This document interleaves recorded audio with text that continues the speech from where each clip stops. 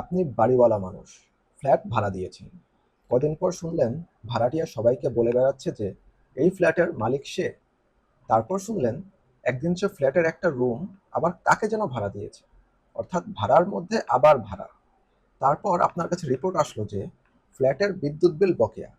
ভাড়াটিয়া এই দেয় সেই দেয় করে করে নিজের ফ্ল্যাটের বিদ্যুৎ বিল দিচ্ছে না। তারপর হঠাৎ করে আপনার মাসের ভাড়া দেয়া নিয়ে নয় ছয় করছে। আজকে দিব কালকে দিব বলে ঠিকমতো ভাড়াও দিচ্ছে না। এবার আর আপনার সহ্য হলো না। বলে দিলেন তাকে যে ফ্ল্যাট ছেড়ে দাও, নোটিশ দিয়ে দিলেন। এরপর শুরু হলো আপনার সাথে মারামারি অবস্থা। উনি তার ফ্ল্যাট ছাড়বেন না। এদিক ওদিক থেকে গুন্ডা ভাড়া করে নিয়ে আসে আপনাকে ধমকানোর জন্য। শেষ পর্যন্ত বাধ্য হয়ে আপনি নিলেন পুলিশের সাহায্য। ভাড়াটিয়া একদিন সময় চাইলো চলে যাওয়ার জন্য।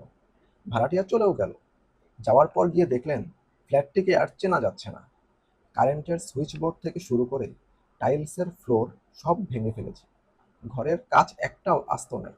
বাথটাবটা ভাঙা, বেসিন ভাঙা, এমনকি কমোডটাও ভেঙে দিয়ে গিয়েছে। খেদায়া দিছেন দেখে ওই একদিনেই সব আকামগুলা করে গেছে। ঘরের এক কোনায় কিছু কাগজ রেখে গেছে। কাগজগুলো খুলে দেখলেন প্রায় কয়েক মাসের বিদ্যুৎ বিল বকেয়া রয়েছে। এখন আপনি যদি বুদ্ধিমান হন তাহলে কখনোই ভাড়াটিয়াকে মাফ করতে পারবেন না।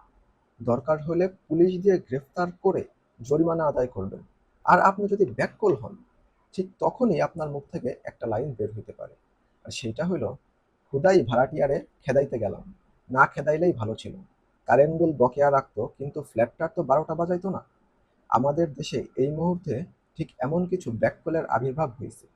ভাড়াটিয়া এতদিন ধরে কি করছে সেই সব ভুলে গেছে, কিন্তু কমরটা ভাইঙ্গা রেখে গেছে।